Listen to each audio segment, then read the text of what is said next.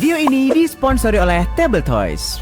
Halo guys, hari ini gue bakal ngebahas beberapa informasi tambahan tentang The Adventure of the Second Edition, seperti mode-mode baru, expansion, penjelasan efek aksi, dan lain-lain. BTW, kalau kalian belum tahu cara main base gamenya, kalian boleh cek link di deskripsi video ini untuk melihat tutorialnya. Kalau udah tahu, let's move on. Kita akan mulai dengan mode solo. Sama aja sih kayak mode kooperatif, tapi sekarang kita berjuang sendirian. Setupnya mirip kayak base game dengan beberapa perbedaan. Kita akan memulai permainan dengan 4 magic dan 6 HP seperti biasa. Satu hal penting yang berlaku untuk semua mode, saat kartu power ada di tangan kita, yang diperhatikan itu hanyalah jenis dan powernya saja untuk kartu tes, kartu move, dan lain-lain. Sedangkan efek aksi dan item di area eventnya akan diabaikan. Di fase event, kita sendirilah yang menentukan apakah event aktif disetujui atau mau di-discard dan diganti dengan yang baru mengikuti prosedur seperti biasa. Dan tentu saja kalau main sendiri, kita tidak bisa melakukan aksi trade. Dan di akhir setiap giliran kita akan memindahkan satu kartu dari deck timer ke atas deck hero seperti biasa. Untuk menang ya kita harus mengalahkan Asluf sebelum kehabisan waktu atau tereliminasi. Anyway, kalau butuh tantangan lebih pas main solo atau co-op, kalian bisa memakai mode heroic, di mana hanya ada 5 kartu di deck timer dan di fase rest kita hanya mendapatkan magic sesuai nilai danger dari lokasi kita dikurang 1. Kalau kita rest di lokasi yang nilai dangernya 0, maka kita harus membayar 1 magic atau heal kita itu sampai 5 HP aja instead of 6. Perubahan ini tentu membuat segalanya menjadi lebih sulit, tapi itulah mode heroic. Sekarang kita akan bahas mode kompetitif, di mana 2 atau 3 pemain akan bersaing untuk mengalahkan Asluf.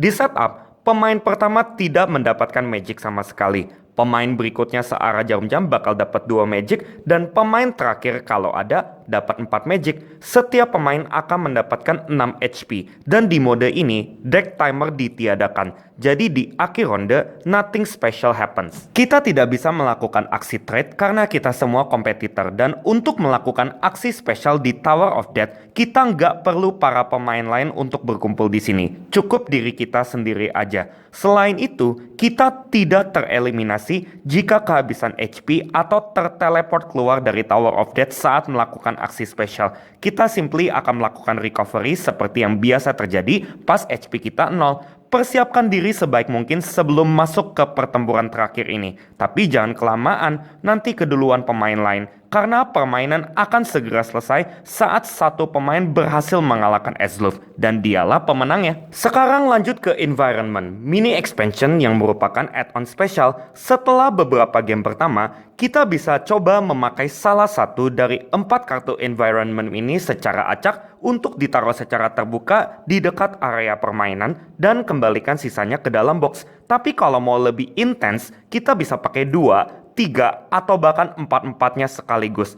Efek dari kartu environment ini menambahkan aturan-aturan baru yang membuat game jadi lebih bervariasi dan menantang. Alt map di setup, ke-12 lokasi akan ditaruh membentuk grid 6x2 instead of 4x3 seperti biasa. Selain itu, seusai memainkan kartu move, kita bisa membayar 3 magic untuk bergerak satu space secara diagonal. Rainy Days, setiap kali satu event baru ditaruh di satu lokasi, kita akan flip kartu lokasi tersebut. Kalau status lokasinya exhausted, dia akan tetap exhausted. Selain itu, Rainy Days menyediakan satu aksi tambahan yang bisa diaktifkan di satu lokasi manapun yang tidak ada eventnya, yaitu membayar 2 magic untuk membalik lokasi tempat kita berada saat ini. Dengan adanya Ice Wall, map tidak lagi dianggap memutar, jadi kita tidak bisa keluar dan muncul di sisi seberang seperti biasa. Tapi ada 2 tambahan aksi yang bisa diaktifkan di satu lokasi manapun. Pertama adalah Random Teleport. Kita bisa membayar 1 magic untuk teleport ke check 1. Maksudnya apa itu teleport ke check 1? Gua jelasin ya, berhubung ada beberapa aksi lain juga yang efeknya sama persis kayak gini. Ingat, check 1 adalah membuka satu kartu power dari deck. Tapi untuk aksi ini, yang kita lihat adalah lokasinya. Terus kita teleport ke situ. Di contoh ini ke Garden of Mushrooms. Aksi tambahan kedua dari Ice Wall adalah Fork Teleport. Kita bisa mendiscard satu kartu apapun dari tangan kita untuk teleport ke check 2. Maksudnya buka 2 kartu dari deck power, terus pilih salah satu sebagai tujuan kita. Finally, ada Magic Realm. Di awal fase aksi dari setiap giliran, kita akan tukar posisi dari kedua lokasi yang baru saja mendapatkan event baru di fase event tadi.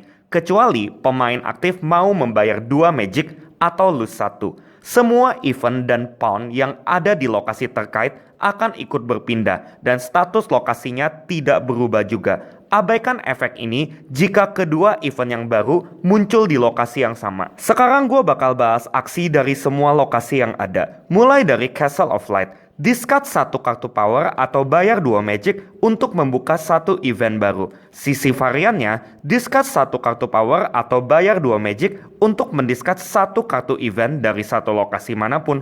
Kalau dikatakan discard kartu power, itu biasanya dari tangan kita ya, kecuali kalau ada keterangan lebih lanjutnya. Kita tidak bisa bergerak masuk ke The Great Chasm, tapi kalau teleport bisa. Aksinya, turunkan salah satu atribut kita 2 level untuk menaikkan salah satu atribut kita yang lain 1 level. Sisi variannya, turunkan salah satu atribut kita 1 level plus discard 2 kartu yang jenisnya sama kecuali netral untuk menaikkan salah satu atribut kita yang lain 1 level. Old Village of Dew, discard 1 kartu strength plus bayar 1 magic untuk teleport ke satu lokasi manapun. Sisi variannya, bayar 4 magic atau discard 1 fairy dust kita untuk teleport ke satu lokasi manapun. Village of Dawn, discard 1 kartu strength atau 1 kartu agility untuk learn skill. Sisi variannya, discard 1 kartu intelligence atau 1 item kita untuk learn skill. BTW ada beberapa kartu yang memiliki keterangan once per turn seperti ini. Itu tandanya aksi ini hanya bisa diaktifkan 1 kali saja setiap giliran. Lake of Hope, kita bisa melakukan cycle dengan angka sesuai keinginan kita. Sisi variannya, 1 pemain manapun, boleh juga diri kita sendiri, akan mendapatkan 1 magic plus melakukan cycle 1. Swarm of Talus, discard 2 kartu strength yang total powernya 4 atau kurang untuk mengupgrade strength kita 1 level. Sisi variannya, tunjukkan 3 kartu strength dari tangan kita, lalu discard 2 di antaranya untuk mengupgrade strength kita 1 level. Sama persis untuk kedua lokasi ini, tapi di Mountain of Mage kita upgrade intelligence dan di Forest of Gloom kita upgrade agility. Plane of Sorrow, discard 1 kartu strength, 1 kartu intelligence, dan 1 kartu agility, plus 1 item kita untuk mengupgrade salah satu atribut kita 1 level, plus 1 magic. Sisi variannya, discard 1 kartu strength plus 3 items kita untuk mengupgrade salah satu atribut kita 1 level, plus 1 magic. Garden of Mushrooms, kalau semua atribut kita minimal level 1, kita boleh mengupgrade salah satu atribut kita 1 level, lalu exhaust lokasi ini. Sisi variannya, kalau semua atribut kita minimal level 2, kita boleh turunkan 1 level dari semua atribut kita dan naikkan salah satu atribut kita menjadi level 5. Lalu exhaust lokasi ini. Woods of Mana adalah aksi tes agility 4. Kalau menang, kita akan mendapatkan 1 fairy dust. Kalau kalah, kita harus langsung teleport ke Plane of Sorrow. Sisi variannya adalah aksi tes intelligence 3. Kalau menang, kita mendapatkan 1 fairy dust. Kalau kalah, kita harus bayar 1 magic atau lose 1. Finally, ada Tower of Death. Aksi spesialnya sama untuk masuk dan mengalahkan Esluf. Tapi efek ruangannya berbeda-beda. Mulai dari Tower Intelligence. Ruangan 1, kita harus mencapai minimal level 5 dari salah satu atribut kita. Kalau enggak, HP kita menjadi 0. Ruangan 2, lakukan cek 1.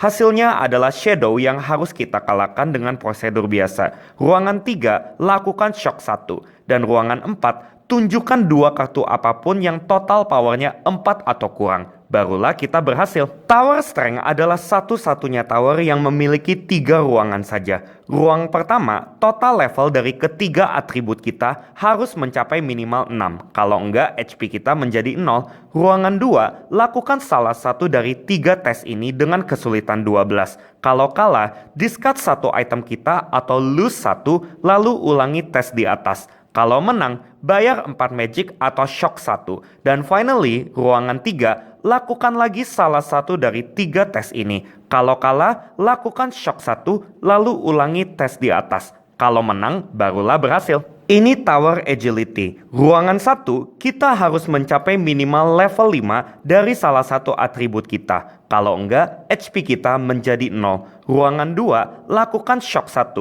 Ruangan 3 ini opsional. Untuk setiap 2 magic yang mau kita bayar dan setiap 1 item yang mau kita discard, kita bisa melakukan heal 1. Ruangan 4, tunjukkan 3 kartu yang jenisnya sama dari tangan kita, barulah kita berhasil. Finally, ini adalah Tower Neutral. Ruangan 1, total level dari ketiga atribut kita harus mencapai minimal 6. Kalau enggak, HP kita menjadi 0. Ruangan 2, discard 1 fairy dust kita atau lakukan shock 1. Ruangan 3, bayar 4 magic atau lakukan shock 1. Dan ruangan 4, lakukan salah satu dari 3 tes ini dengan kesulitan 13. Kalau kalah, kita harus teleport ke Garden of Mushrooms. Kalau menang, barulah kita berhasil. Itulah semua lokasi yang ada. Sebagai penutup, gua bakal bahas skill dari ke-16 hero. Priest, bayar 1 magic, lalu 1 pemain manapun, termasuk diri kita sendiri, boleh melakukan cycle 1. Druid, tunjukkan 1 kartu agility dari tangan kita dan bayar 3 magic untuk mendapatkan 1 fairy dust. Scholar, discard 1 kartu apapun kecuali kartu netral untuk mendapatkan 3 magic. Blue Wizard, discard 1 kartu apapun kecuali kartu netral yang powernya tepat 5 dan bayar 1 magic untuk teleport ke 1 lokasi manapun. Hero-hero sisanya memiliki skill yang bersifat pasif dan akan membantu kita tanpa perlu diaktifkan. Amazon, kita bisa bergerak ke The Great Chasm. Fighter, 1 kali per tes. Tepat setelah kita memainkan kartu tes, kita boleh menunjukkan 1 kartu strength untuk mendapatkan tambahan 1 TP. Hobbit, tepat setelah kita memainkan kartu tes, untuk setiap kartu intelligence yang kita discard, kita akan mendapatkan tambahan 2 TP. Dwarf, tepat setelah kita memainkan kartu tes, untuk setiap 2 magic yang mau kita bayarkan, kita akan mendapatkan tambahan 1 TP.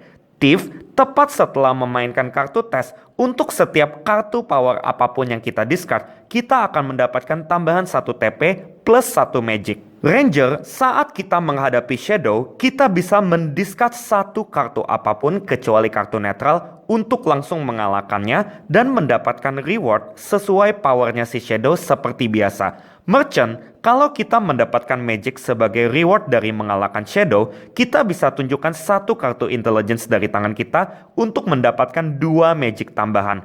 Monk, tiap kali kita learn skill, ambil 2 kartu hero dari deck, pilih 1 untuk disimpan, dan kembalikan yang tidak terpilih ke bagian bawah deck. Lalu, kita juga mendapatkan 3 magic. Bard, tepat sebelum kita membuka kartu dari deck power di fase event, kita bisa membayar 1 magic untuk mengambil 2 kartu, pilih salah satunya untuk menjadi event aktif, dan discard yang lainnya. Knight, setiap kali kita harus lose atau shock angka berapapun, kita boleh melakukan cek 1. Jika hasilnya 3 atau lebih, maka kita tidak perlu mendiscard apa-apa. Elf, kalau kita memakai kartu agility sebagai kartu move, kita boleh memilih untuk tidak melakukan shadow check di lokasi tujuan. Dan finally, ada ninja. Tepat setelah melakukan cek 1 dalam menjalani tes, kita bisa mendiscard 1 kartu agility dari tangan kita untuk mengabaikan hasilnya, lalu lakukan cek 1 lagi dan hasilnya ditambah 1. Itulah semua hero yang ada sekaligus akhir dari video ini. Untuk aksi-aksi kartu power gua nggak bahas ya, soalnya ada banyak banget. Tapi kalau sampai kalian ada pertanyaan mengenai detailnya, kalian boleh post di komen di bawah, gue bakal jelasin semaksimal mungkin. Ya kiranya video ini bisa membantu dan menghibur kalian. Bye, sampai jumpa di video berikutnya. Keep board gaming.